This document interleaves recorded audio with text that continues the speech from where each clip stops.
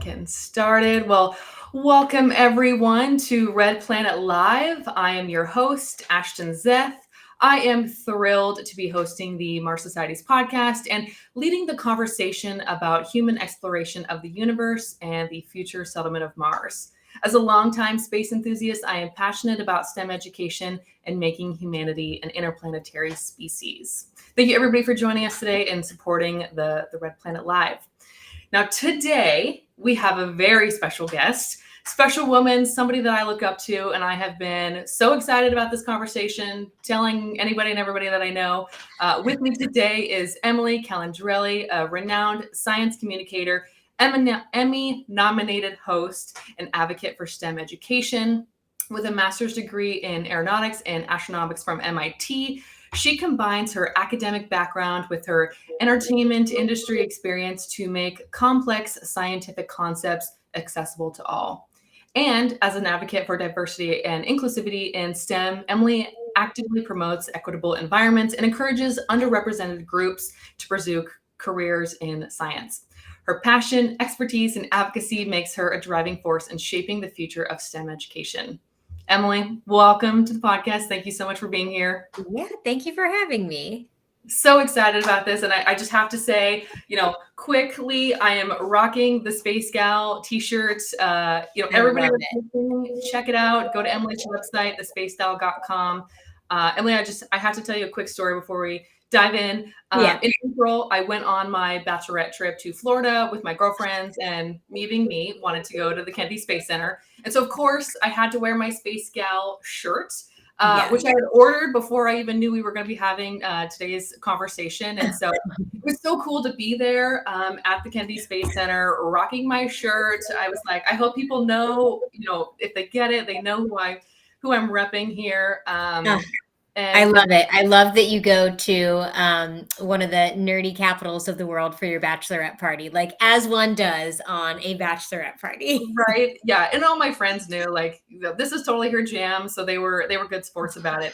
But I got to show you my pictures here. So here I am at the Kennedy Space Center, trying to highlight the rocket behind me. And I got my shirt on. And it was so fun. I know, with the sash. That's so great. That's so cute. And then I didn't know it at the time that you partnered with NASA to do the narrating. So here I am on the tour bus. I'm like, hey, look who it is. Oh, that's so funny. Yeah, that tour is like one of my favorite projects I've been able to do. And I go back every so often to do an update because, of course, like the base is changing. The launch pads are being updated to support Artemis and SpaceX and all of that. So I have to go back regularly, and I have to keep that same shirt that I wore in the tour so they can just like splice new clips in. But yeah, I love that tour. Yeah. Well, thank you so much. Like I said, this really is a full circle moment for me. Just how everything works out. And, I have this saying, and you'll hear me say it at the end, but the best is yet to come. I think I manifested this when I bought this shirt. I was like, that is so cool. I want to wear that. And, look where we are here today. So again, thank you so much for being here. I'm just so excited to chat with you. Yeah, absolutely. So before we get into the nitty-gritty, I just have a couple Mars Society announcements that I want to share. The first is our Flashline Mars Arctic Research Station crew number 15 has successfully reached Devon Island and is in the process of repairing and preparing for their 2-week simulated science mission. The crew, led by Australian Andrew Wheeler, also includes UK scientist Olivia Drayson and American PhD student Terry Trevino, and Boeing engineers Andy Greco and Caleb Poole. Now, the crew of 5 plan to stay at the station until early August. A full report of their activities will be provided at the Mars Society Convention this coming October 5th through 8th at Arizona State University.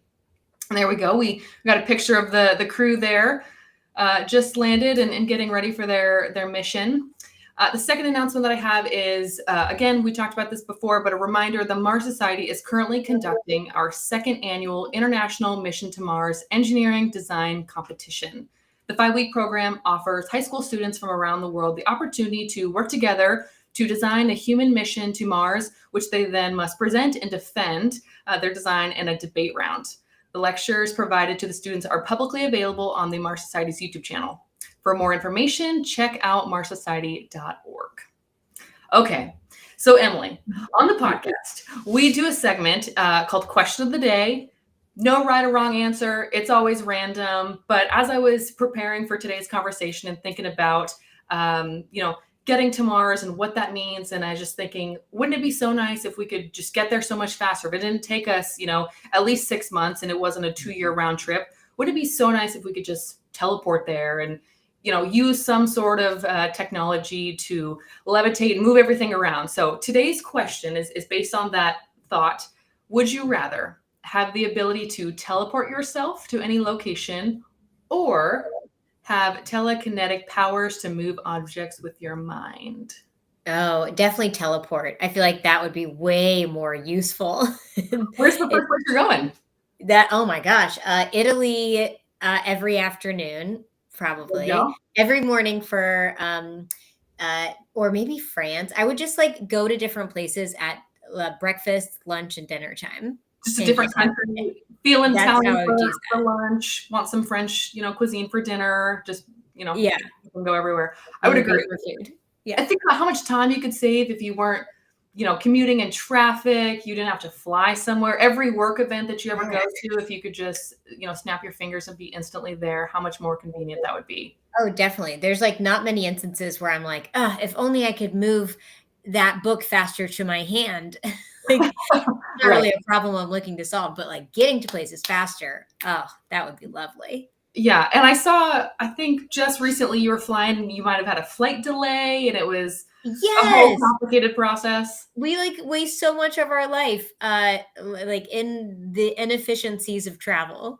And can you imagine how much time we would get back for like reading and with family and Yeah. to eat food?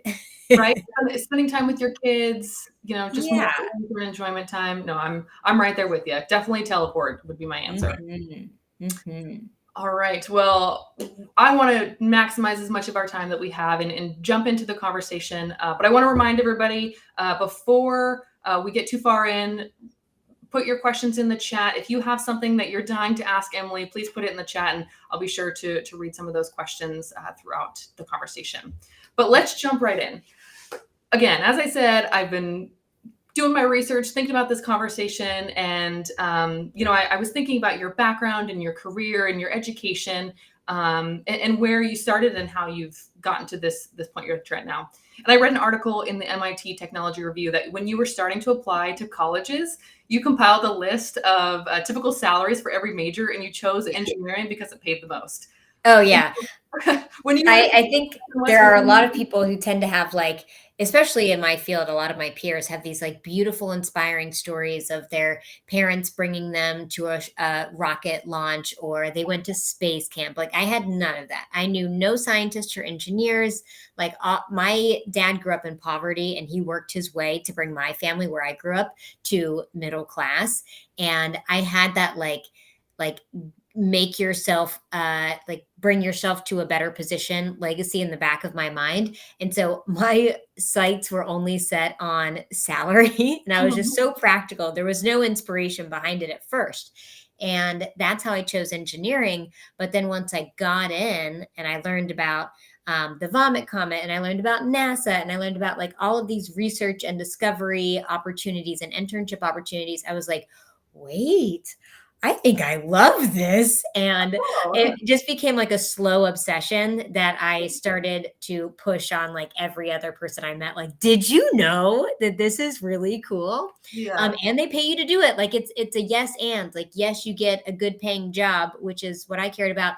But also like you can help make the world a better place. You can answer the unanswered mysteries of the universe, like all of this wonderful stuff. So ever since I discovered that, I've been slowly pushing it, maybe not so slowly, pushing it on like every person I met. Oh, I'm right there with you. Everybody at work, everybody on my team always knows that like I have the space trivia, any space topic, like come at me. That's my favorite thing to talk about. Love it. So yeah, trying to, give the knowledge, make everybody else as excited as I am about space things. So would you say it's fair that you never had imagined you'd be hosting and producing your own show on Netflix? Was that ever in your wildest imagination? No, no, no, no, no, no. I like my dreams when I was an undergrad. I wanted to like start my own space tourism company.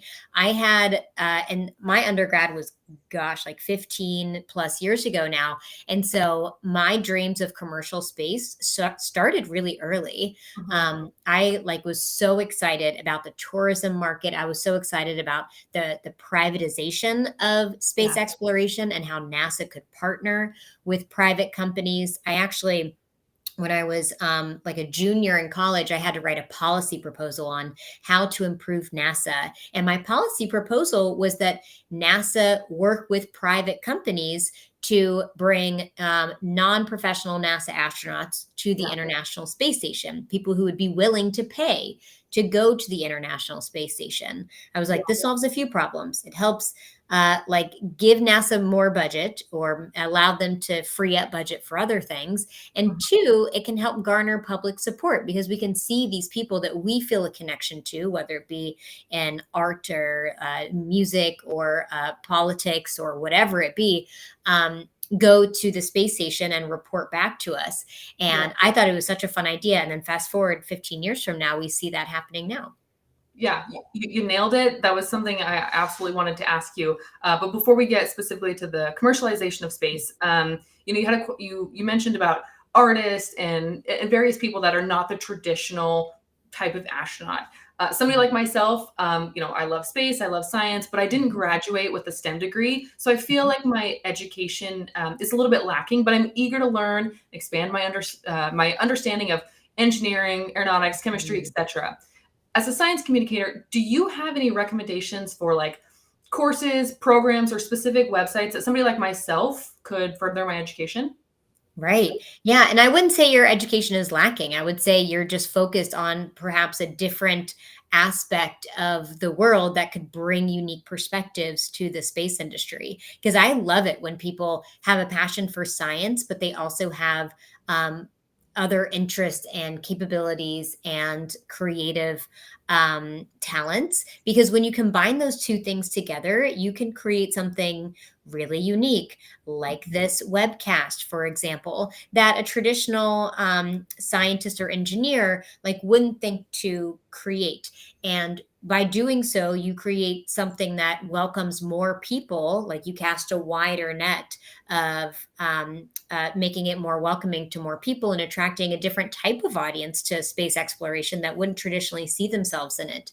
But if you're looking specifically to be an astronaut, NASA is absolutely, they're looking for the hardcore STEM degrees. They're looking for people with like flight experience, people in the military, people with test pilot experience. We're getting back to the age of Apollo where test pilots can be incredibly useful because we have these new spacecraft on the horizon from the things that the SpaceX and Blue Origin, yes, but SpaceX and Boeing are creating to get to the station, but also the new lunar lander vehicles. And so, anyways, the traditional backgrounds that they looked for in the Apollo era, I suspect we're gonna see them a lot now, and especially I would say geology is going to be a really big one. I just listened to Pam Melroy give a talk a couple days ago. She's the deputy administrator of NASA, so the second in command at NASA, and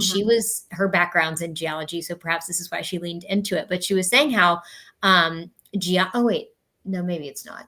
I'm mixing her and Lori Lesh, and we had a big summit where we heard from a bunch of really cool people, and I'm mixing their talks. But anyways, she was discussing how geology majors are going to be important when we go back to the moon, because that science is one of the primary reasons we're excited to go back to the moon and have a sustainable presence there.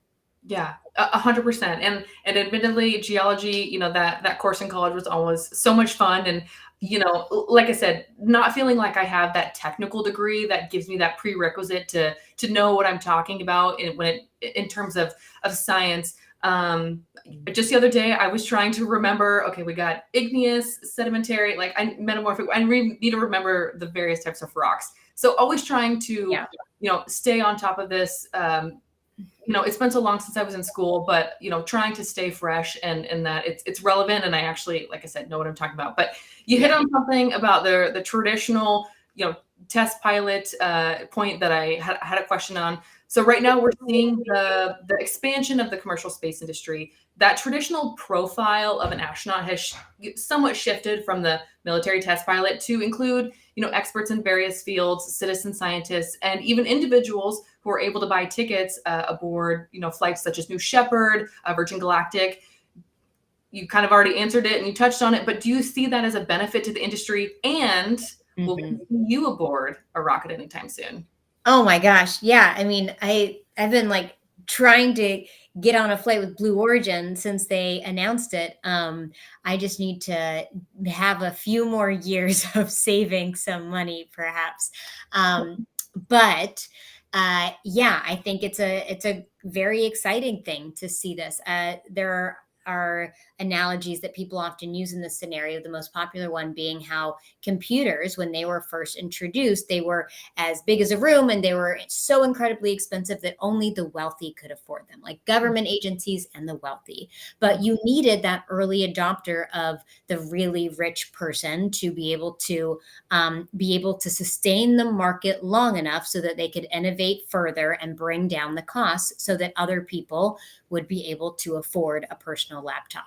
And so some say that is what we are seeing in the aerospace industry. I'm a little skeptical to think that perhaps the rocket launch will ever get cheap enough that the everyday person who can afford a laptop would also be able to afford a flight. But I am hopeful that it comes down from the whatever, like $500K to $2 million that it is today, down to a little bit less. So instead of like purchasing a house, maybe it's like purchasing a car or a used car, something like that somebody maybe in like their retirement years would be able to like splurge on. So I am hopeful that the price comes down. And I do think right now it's a good thing that what we're seeing, because it means that there is hopefully a market that can sustain it long enough so that we can see that innovation, and hopefully people, more people, and I myself included, will be able to benefit from that innovation later on in life. So yes, I do hope to take a ride to space one day. Oh, that would be so cool. Well, I'm going to be the first one that's on that live stream watching as you go up. I'll be rocking my shirt just like I am now. But something you mentioned, you were at a summit this week and you were hearing some people speak. I saw that you shared on social media you were at the Brooke Owens Fellowship Conference. Yes. Can you tell us about Brooke Owens Fellowship and what's your involvement? Yeah, the Brooke Owens Fellowship was this internship fellowship that was started about 8 years ago now, by these just powerhouses in the aerospace industry. You have Lori Garver, who's a former deputy administrator of NASA, Will Pomerantz. He was employee number 1 at Virgin Orbit. He's worked at XPRIZE. He's been on the forefront of a lot of really innovative companies in this industry. And Cassie Lee, who is lesser public facing, but also just has a huge influence on the aerospace industry and beyond. But they created this fellowship in honor of their friend, Dawn Brooke Owens, who had passed away from cancer. And she was someone who had a huge mark on the aerospace industry herself.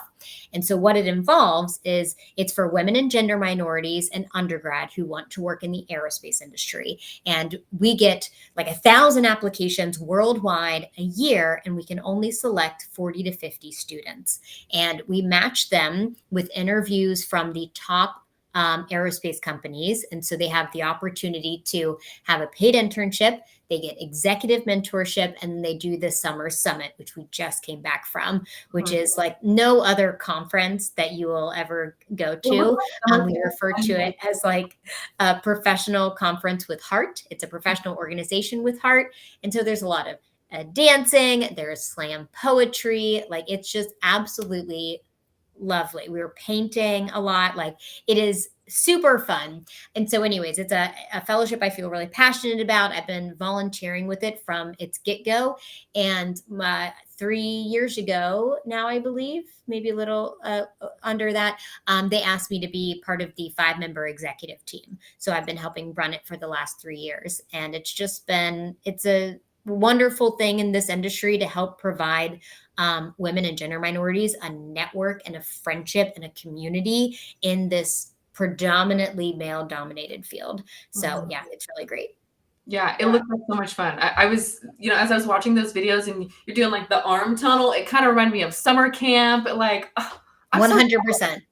I want to be there. And yeah, it looks like you guys Yeah. were having so much fun, and how awesome for those women to get you as a mentor. Somebody that's so well known and has made such a name for yourself in the industry. So I'm sure that they're so excited about that opportunity.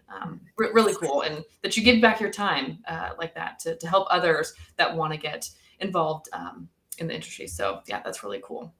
So speaking of giving back and getting young people interested, specifically wanted to touch on Emily's Wonder Lab, obviously a children's program on Netflix featuring fun science experience and STEM-focused education. How do you hope to ignite curiosity in future generations? And can you share anything about future programming? Oh, yeah. So Emily's Wonder Lab was a passion project of mine. So I fully, wholeheartedly believe in the power of media and its ability to shape culture, but also tweak stereotypes that we have in our minds. And when I started my first TV show, Xploration Outer Space, I'm told I was the first woman to host a nationwide science show in the United States. And that was 10 years ago now. And that is to me, that was so surprising. Like, how is it possible that I am the first? I'm certainly not the first person to be qualified to do this. I'm certainly not the first person to be interested in doing this. But for the longest time, the only people who got those jobs were people who looked like Bill Nye. And so being able to see someone who was a female doing science on television was weirdly groundbreaking. And then when I did Emily's Wonder Lab, I also just coincidentally happened to be 9 months pregnant when I filmed it. And so the response from that show was just absolutely wild, because Netflix has the reach of, they're in 198 countries and 38 different languages, and they are the largest streaming platform in the world.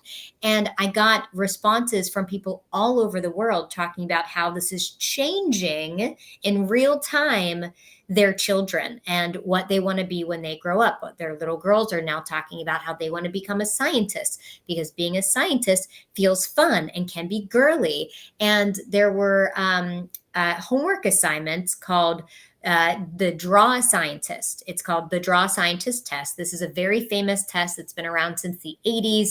It's a test that simply asks young students to draw a scientist, like draw what you think a scientist looks like.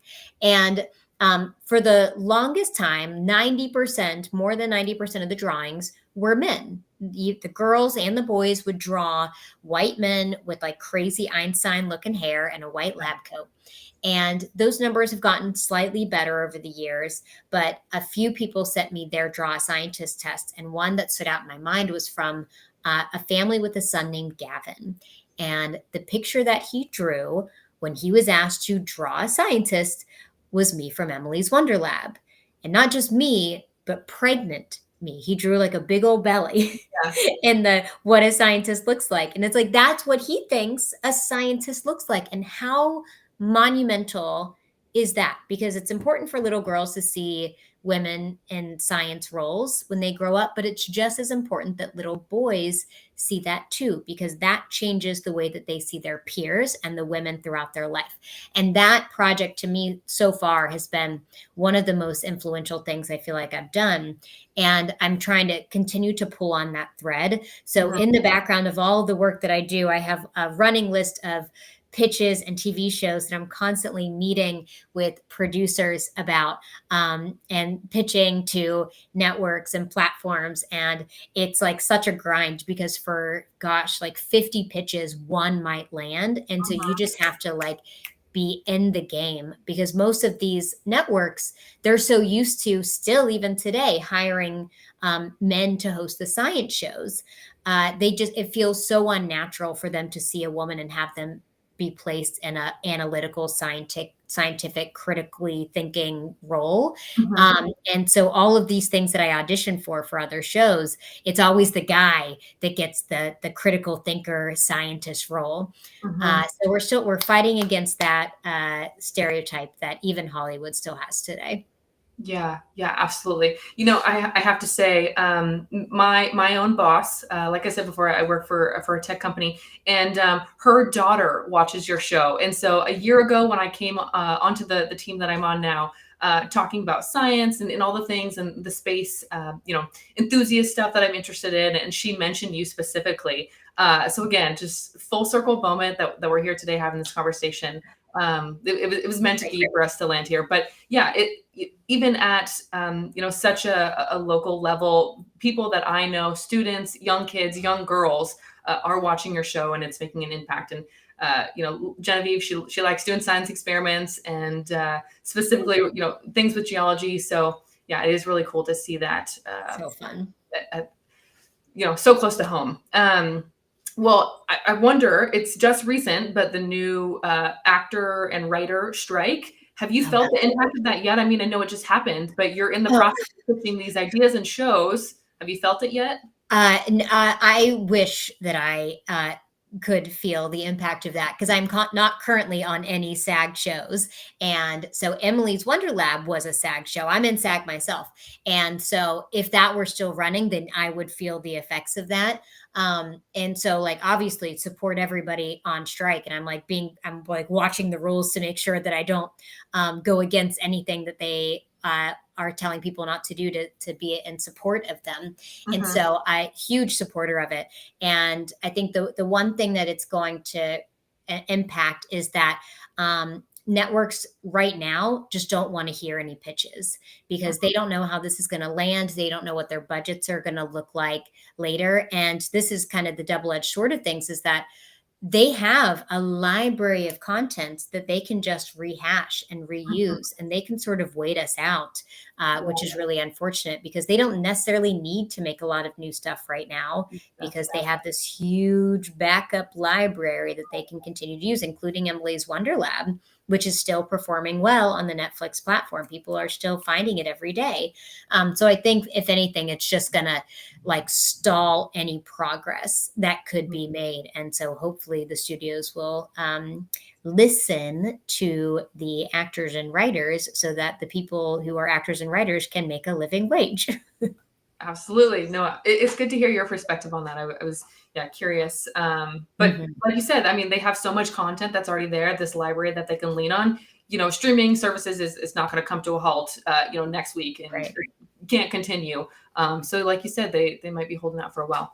But as a prominent advocate for women in STEM, what advice do you give to young girls who aspire to pursue careers in traditionally male-dominated fields? How can we continue to dismantle that gender barrier and foster a more supportive environment for women in STEM, other than shows like Emily's Wonder Lab? Yeah, I think there's a number of things that people who it's hard, because the burden really is on the people who aren't the girls and the women in STEM. It's like the people in power who are making those barriers still exist today, and the men in the industry who are not super kind to women in the industry as well. But for girls growing up, I would say the most important and beneficial thing that you can do to sort of fight against the challenges that you will see along the way is building your network with other women and gender minorities in the industry.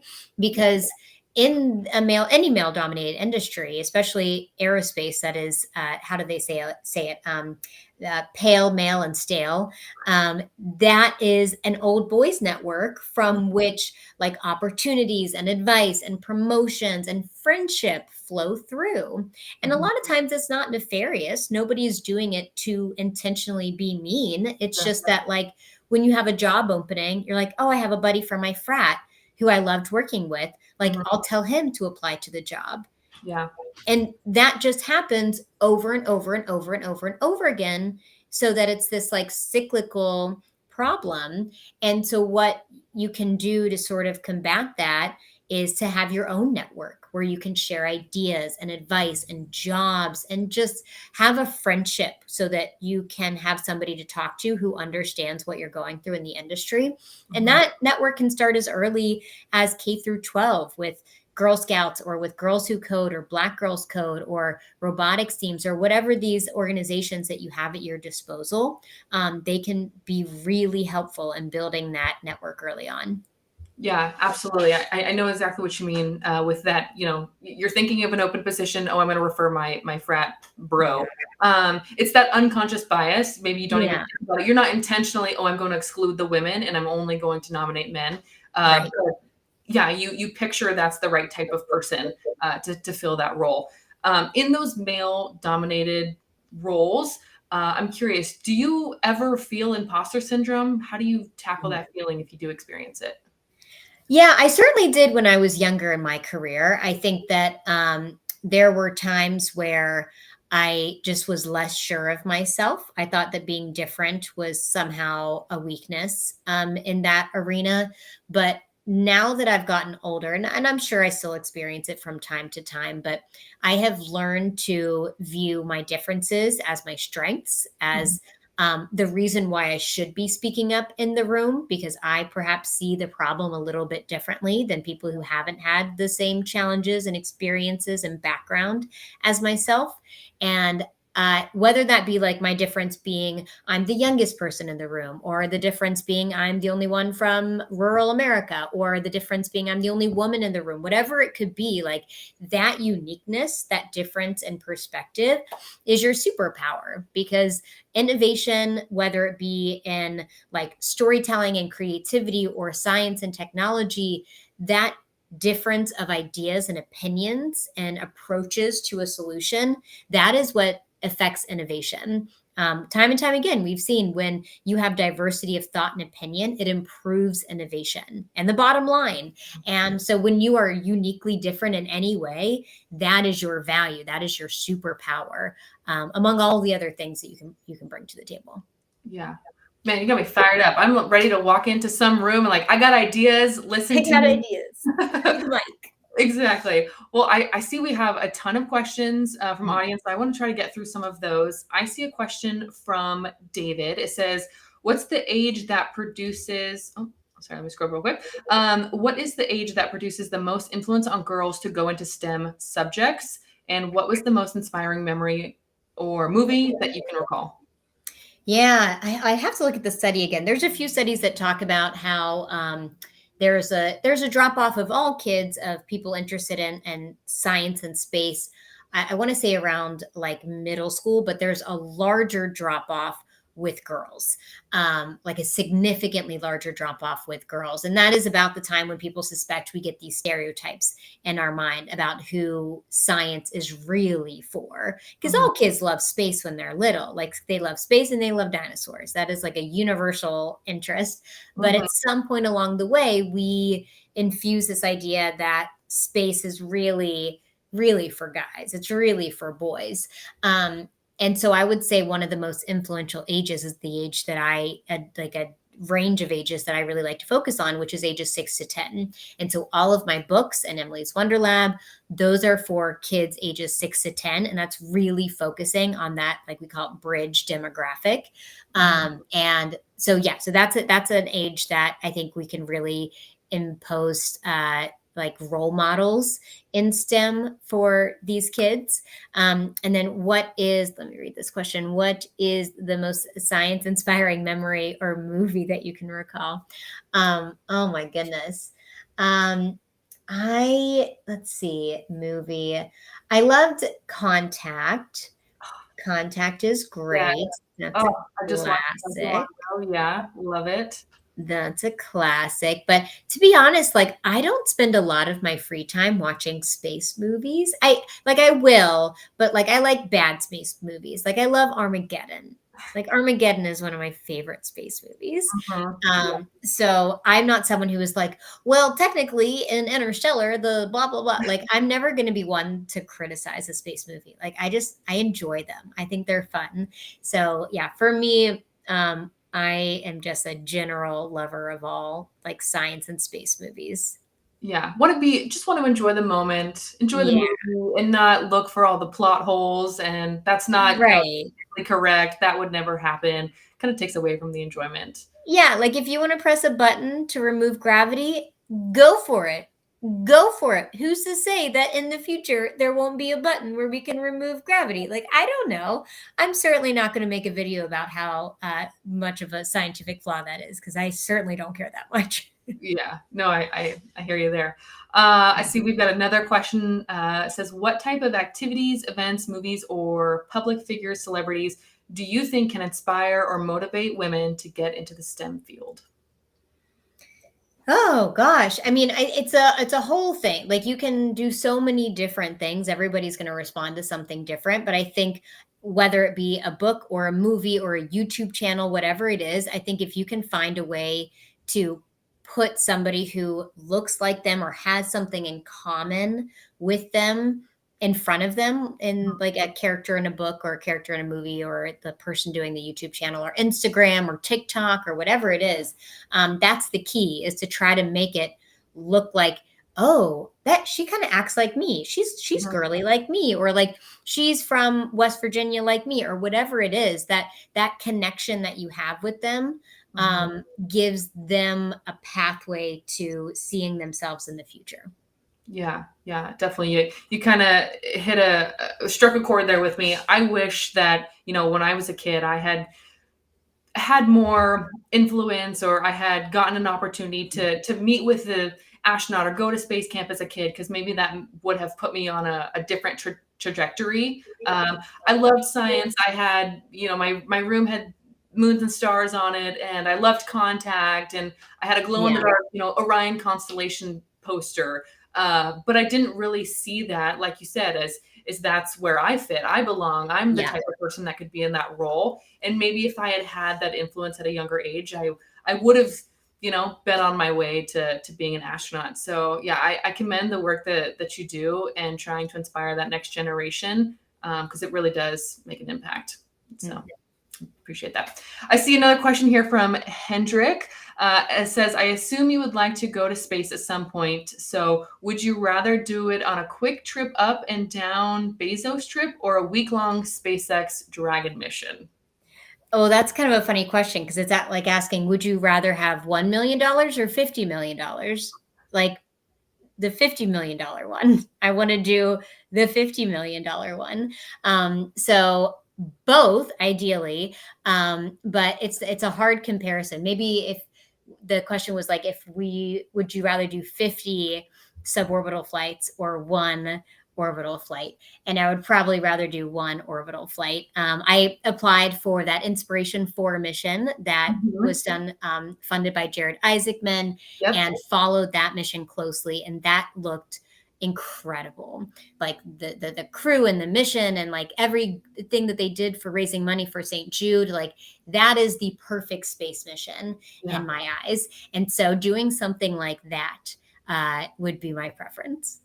100%. Absolutely agree. I mean, that Netflix documentary one is amazing, but to have that type of situation where you can donate, and in sort of this Willy Wonka type of situation, you Yes. are thrust into this position where you get to participate. And crazy that Chris happened to be, working for an aerospace company, and he just fit into that role so neatly. And Dr. Cyan's Proctor, her relationship with her dad, and him working on Apollo. I mean, it just that crew was meant to be. It just Oh such my an gosh. incredible Yeah. story.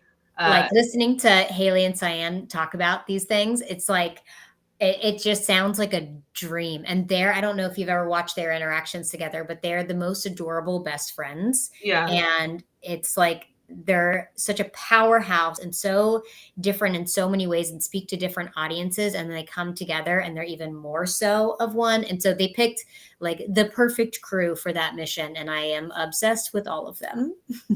okay, well, if you get a chance, to talk to any of them, Dr. Cyan Proctor, let her know. We'd love to see her on the podcast. Oh, yeah.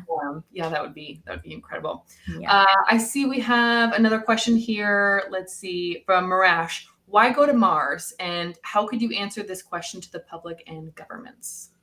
Yeah, why go to Mars? I mean, it's certainly a valid question of like, is it worthwhile for our taxpayer investment to go to Mars? And there's a few different ways to look at it. I think one of the primary reasons that really resonates with me is that we don't want to make the same mistake the dinosaurs did and have all of our eggs in one basket in case anything were to ever happen to Earth. Mhm. Secondly, if we want to become an interstellar species, we will need a stepping stone to be able to extend our footprint into the solar system and then later to other solar systems. And so I think Mars is just the next best thing to go to start that journey. Um, and I think the taxpayer investment aspect of it, like, is it worthwhile? Um, maybe Musk has said this in the past, but my favorite way to describe this is like, should we be spending 99% of our budget expanding the human race into the solar system? No. No. Should we be spending 50%? No. 25? No. We have so many problems here on Earth. We shouldn't be spending anywhere near 25 or 50%. But should we be spending like 0.02% of our budget expanding the human race into the solar system?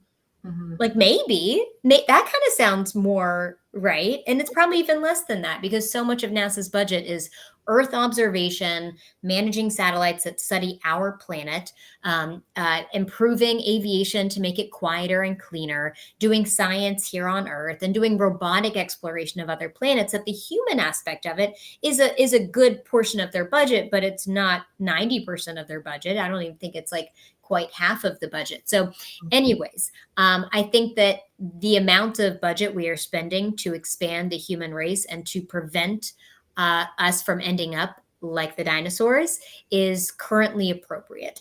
Mhm.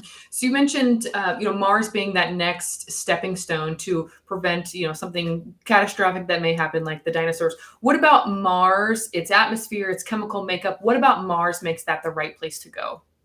Yeah, I mean, I think Mars is a crappy planet. I would not personally want to go there. I think it is an awful planet to start a civilization on. But we don't have anything better. Like, that is the only option, and that is what makes it a good option. Is because like we could go to the moon, but the moon doesn't have any atmosphere to speak of. And at least on Mars, we can pull carbon dioxide out of the atmosphere and make like water and oxygen to breathe and all of these things. And so Mars is a crappy planet that I would never want to live on, but it's the best we've got, which is why it is the place that we choose to go. Right. That's the best option. I was just watching Exploration Outer Space, and I was binging. I think I'm on season 4, and I saw our own Dr. Zubrin on there.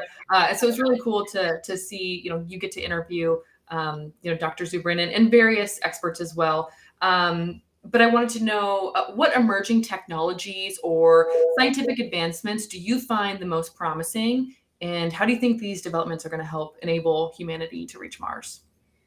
Oh gosh, yeah. I mean, NC2 resource utilization is always going to be a really important one because that's the number one thing that we need to get right if we want to be able to sustain life on another planet. And that one is already in the works with robots on Mars. But I am excited to see that be tested out at scale because that's going to be something that is going to be critical for to sustain life on Mars. Um, I think, yeah, that one primarily, that's the number one thing in my mind. I think the radiation challenge is obviously another huge one to make sure that once humans get to Mars, we don't have to have them stay there because they died from radiation. So protecting them from the radiation on the trip there is Mhm. something that I'm very interested to see how we deal with that challenge. But yeah, I think those two things in general, and also maybe the mental health aspect, because as we said, Mars sucks. Can I say that on this podcast? Like, Mars is not a fun. And unless you are going to live in places like Antarctica or like in the depths of the ocean, you're probably not going to enjoy Mars. Mars is a very extreme environment. I'm not even someone who likes camping, so I am not the right person to send to Mars. There are people who would love to go to Mars. I am just not one of them. And so I think the mental health aspect of like not being able to experience the breeze on your face and going out and experience sunshine on your body, like all of these things are going to be factors for how to actually sustain like happy, healthy life on the red planet.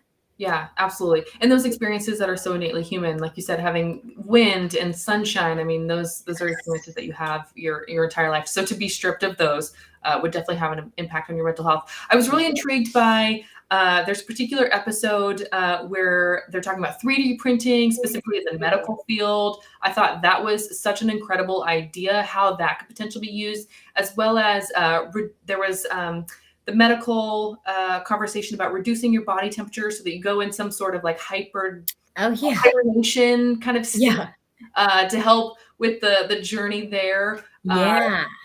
What is the future of that? Is that something that could actually happen? I have no idea. I have not checked in on that technology since we filmed it like 7 years ago.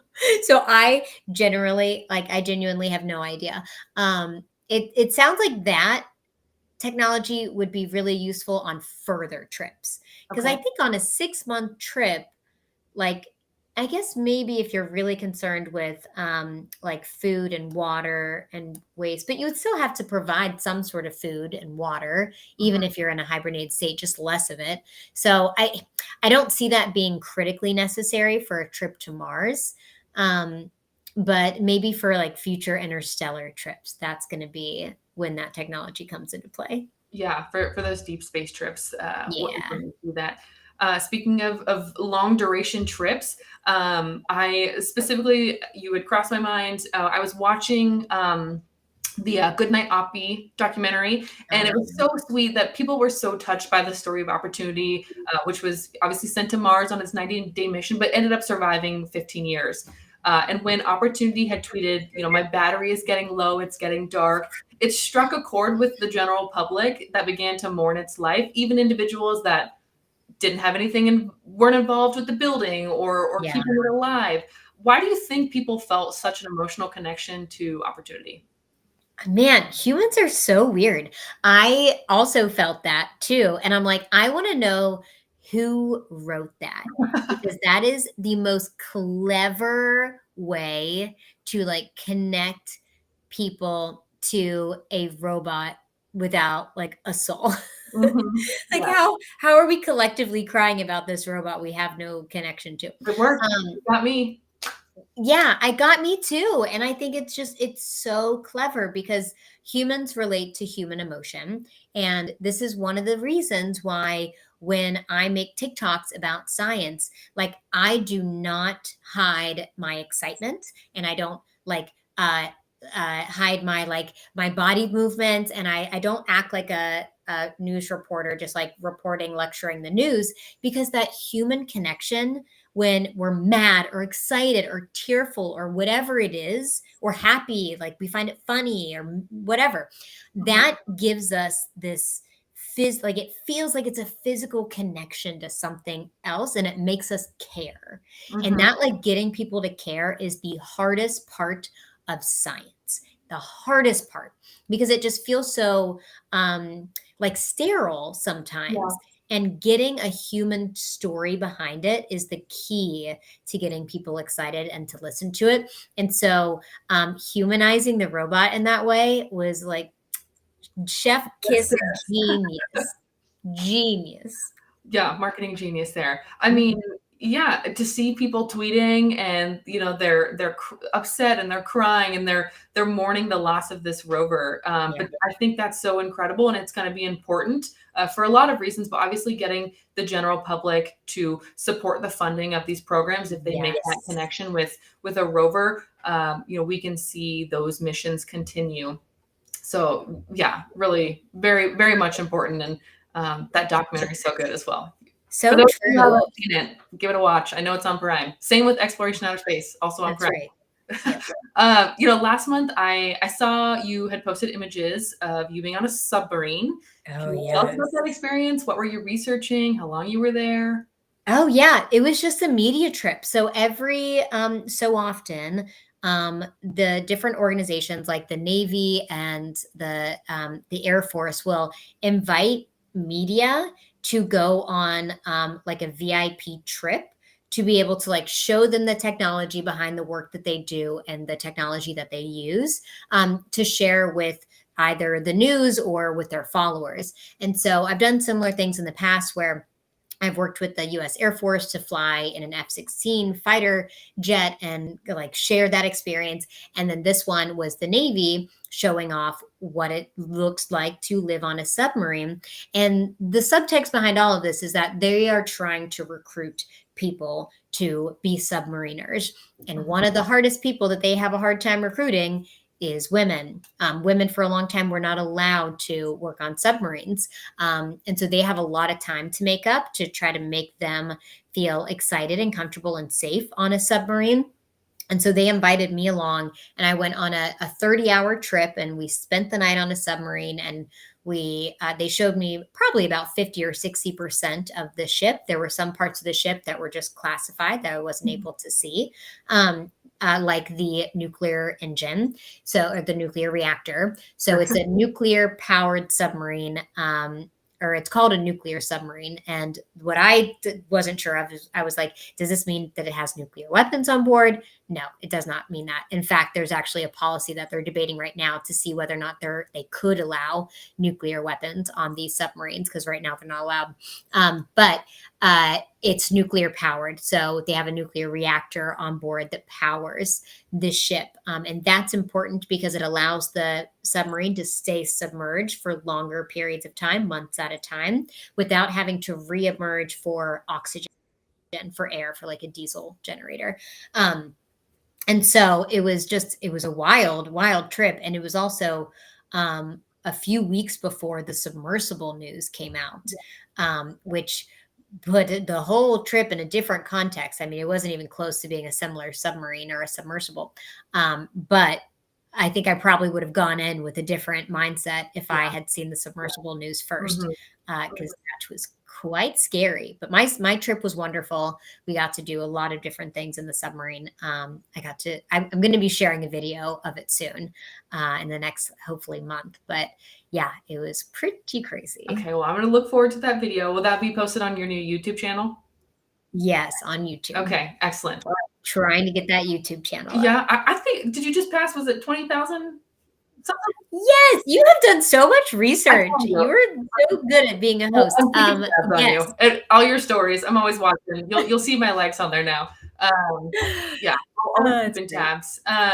Well, obviously we've talked about your various programs. You're an author of multiple books. You're an engineer, a mom, and a wife. What's next for you? What else is on your want to accomplish list? Yeah, I am pitching a lot of shows, but there are fewer ears to hear them at the moment because of the strikes. So I'm putting on a pause on that for now. But to be honest, my time is completely in this YouTube thing, because God, this is a full-time job. I promised my followers one video a week, and I was like, why did I do that? There's so much work. It's just me filming and editing and sound mixing and animations and like everything. So it is quite time consuming, but I'm excited to build it up because that's for me been the last social media frontier that I've been holding off on because I've been just so scared to embark on it. And I'm finally focusing on it. And right now I have like my head down, just grinding away at making these videos. Yeah. What about the YouTube frontier has been daunting that you didn't want to tackle it until now? Well, my specialty has been short form video, and I use my phone, and I never use a microphone, and that like lower quality video is totally fine for Instagram. Like it doesn't need to be professional. In fact, it feels more authentic if it's not. But YouTube, the expectation of quality is a little bit higher. And so I was like, I need to hire someone who knows something about lighting to get my lighting set up. I need to learn more about audio mixing and editing and animations and all of these things so I can tell the stories that I want to tell in the right way and show them off with a higher level of production. And so I just had to do a lot of learning before I felt comfortable putting myself out there on that platform. Yeah, that absolutely makes sense. And yeah, I do love the very genuine, authentic feel that comes across in the Instagram and TikTok videos, and always giving updates, about things that you're going through. Like I mentioned earlier with the flight delays, going on the submarine. So it definitely feels like we're having a conversation versus like the YouTube is just kind of out into the void, and anybody and everybody can tune in. So I totally see you in there. But yeah, excited and wishing you all the best on the YouTube channel. Thank you. Besides YouTube, you have any other projects, any upcoming releases? Yeah, so I have a new book in my, let's see if I have it here. No, my Ada Lace book. I have my a sixth book in the series. It was so funny. I had 5 books in my Ada Lace series that we wrote back in like 2017, and they did well, but we didn't get an offer for any new books until Emily's Wonder Lab came out, and all of those books shot up in popularity because, of course, it's the Ada Lace Adventures. They're about a young girl in STEM. Wow, you guys are so on top of it. Yes, so the orange book right there is the new one that's coming out in October. So 3 months from now. My goodness, that's so soon. And then my Stay Curious and Keep Exploring book came out this year, maybe last year, I forget. But it did really, really well. And so they asked me to write a second book within like 3 months of it coming out. And so I wrote a second book that has 50 more science experiments that will come out next spring. It's called Stay Curious and Keep Exploring Next Level. And I'm really excited about these guys because I spent a lot of time thinking through what stories I wanted to tell and what new experiments I wanted to show off. And so those will come out October and then next spring. Okay, it's going in my Amazon cart. I was wondering, I'm a big fan of Mark Rober. Again, another NASA engineer, designer at Apple. Quit his job to do YouTube, and his videos are amazing. But he has now released. He's got the Crunch Labs, and he's got the subscription box for kids that they can build and think like an engineer.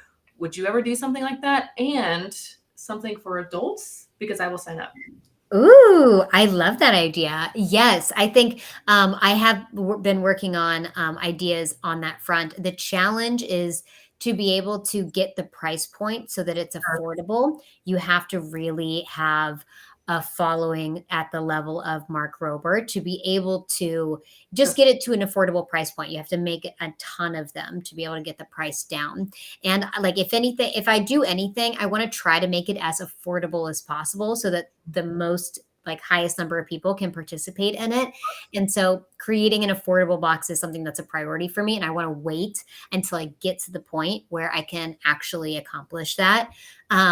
And so, stay tuned. It's always something that I have my eye on. It's always something that I find really useful and important. And so someday soon, perhaps, because I love what Mark is doing with those. The Crunch Labs look so fun, like a Willy Wonka for science, like genius. Love that idea. So great. Yeah, I hope there's no limitations on the age qualification for the person that can get the Willy Wonka to go, because I will buy the subscription just so that I can get that chance. And like I said earlier, for myself in particular, wanting to expand my knowledge and my understanding. So if there was something, for adults that could get hands-on, they could learn at the same time, that is totally something that I would participate in, and you've got a market right there. Yeah, I love it. That sounds great. Okay, we'll keep that in mind because I'm going to be looking for it. Okay. We're right at time. Emily, thank you so much for coming on today. This was such a fun conversation, and there's so many other questions I have for you, but I'm glad we got to the heart of everything that I was really wanting to ask, and such a great participant. So thank you so much for coming on. I really appreciate it. Want to give special thanks to our executive director, James Burke, Michael Stoltz, our friends at Liftport, Michael and Leah, and of course, again, Emily. So wonderful to speak to you. Thank you so much. I appreciate your time today. It was so great to chat with you. And thank you for doing so much research. You were so well prepared, Ashton. This was a very, very fun interview. Thank you. You know what? I have to admit, so I'm on Western Washington right now for, like I said, a business event, but I live in Eastern Washington. I have had Xploration Outer Space playing in my car the whole 5-hour drive. I was like, oh, that's a great point. I have to ask this question. Oh, I love that we talked about this.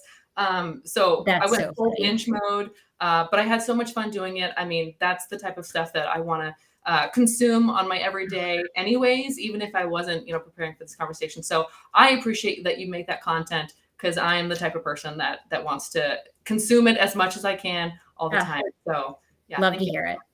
That's the best. Well, thank you again. I appreciate everybody's participation today. Such a great conversation. And as I always say, the best is yet to come. Thank you, everybody. Have a great rest of your day, and we will see you next month. Bye, everybody.